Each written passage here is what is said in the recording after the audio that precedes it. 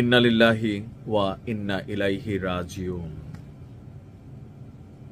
পরিবেশ পরিস্থিতি যতটুকু বলছে সবকিছু মিলিয়ে আমার খুবই পছন্দের একজন মানুষ, পাকিস্তানের সাবেক প্রধানমন্ত্রী ইমরান খান। সম্ভবত তিনি আর জীবিত নেই। গতকালকে আমি এর আগের দিন নিউজটা দিয়েছিলাম যে কারাগারের অভ্যন্তরে ইমরান খানকে মেরে ফেলা হয়েছে এবং কৌশলে তার দেহ পাচার করা হয়েছে, দাবি ছিল তার পরিবার এবং আফগানিস্তানের গণমাধ্যমের।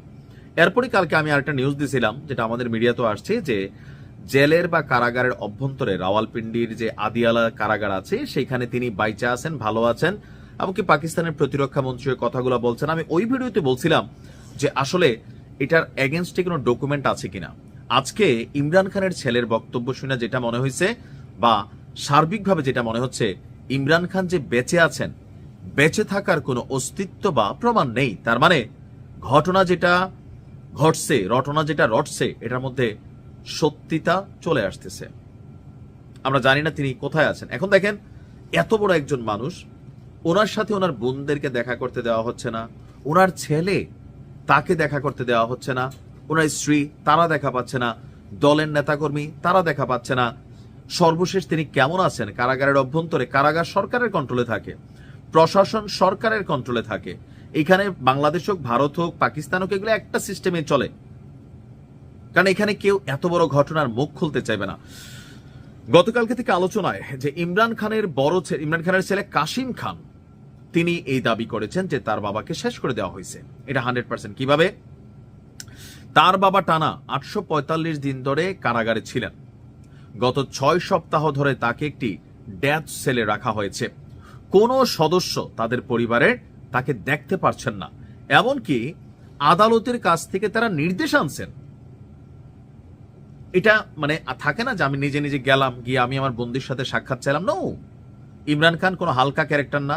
আদালত থেকে তার পরিবারকে অনুমতি দেওয়া হয়েছে যেন ইমরান খানের সাথে দেখা করতে দেওয়া হয়, কিন্তু কারা কর্তৃপক্ষ তারা সাক্ষাৎ করতে দিচ্ছে না। ওয়াই? এখান থেকে কিন্তু ঘটনাটা ঘটছে। কাশিম খানের দাবি তার বাবার বোনদের, মানে তার ফুফুদেরও প্রবেশের অনুমতি দেওয়া হচ্ছে না, এবং কি তিনিও তার ভাইদের সঙ্গে কোনো যোগাযোগ নেই এবং জীবিত থাকারও কোনো প্রমাণ নেই। অর্থাৎ ইমরান খানের বাকি ছেলেদের totally out of contact with family, relatives এবং পলিটিশিয়ান পার্টনার। তিনি লেখেন, এই পুরো অন্ধকার পরিস্থিতি কোনো নিরাপত্তা ব্যবস্থা নয়, এটি ইচ্ছাকৃতভাবে তার অবস্থা গোপন রাখার চেষ্টা। সরকার এবং তার হ্যান্ডলারদের জবাবদিহি করতে হবে। আন্তর্জাতিক মানবাধিকার সংস্থাগুলোর হস্তক্ষেপ চেয়ে ইমরান খানের ছেলে বলছেন যে আমার বাবা কোথায় আছে, অবিলম্বে তার জীবিত থাকার প্রমাণ দিতে হবে। ইমরান খানের বোন দাবি করছেন পাকিস্তানে ভয়ঙ্কর সেন্সরশিপ চলছে।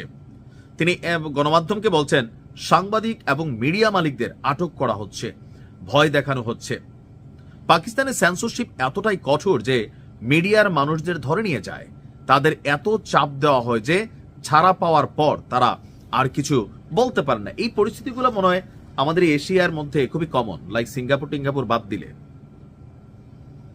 মিডিয়াকে সরকার কন্ট্রোল করে, সোশ্যাল মিডিয়াকেও করে। গুগলের কাছে গোপনে গোপনে রিচ কমায় দেওয়ার জন্য বলা হয়, ইউটিউব ফেসবুকে কন্টেন্ট সরিয়ে দেওয়ার জন্য বলা হয়, যেগুলো সরকারের বিপরীতে যাচ্ছে। এখন ইমরান খানের মতন একজন মানুষ, তিনি জীবিত না মৃত এটা বোঝা যাচ্ছে না 1.5 মাস যাবত। তার মানে কিছু একটা হয়তো ওনার সাথে ঘটছে। আল্লাহ ওনাকে হেফাজত করুক, ওনাদেরকে অন্তর থেকে দোয়া, কারণ তিনি একজন ভালো মানুষ, ভালো ক্রিকেটার, আর বাংলাদেশের জন্য তার একটা পজিটিভ চিন্তা ছিল। আসসালামু আলাইকুম।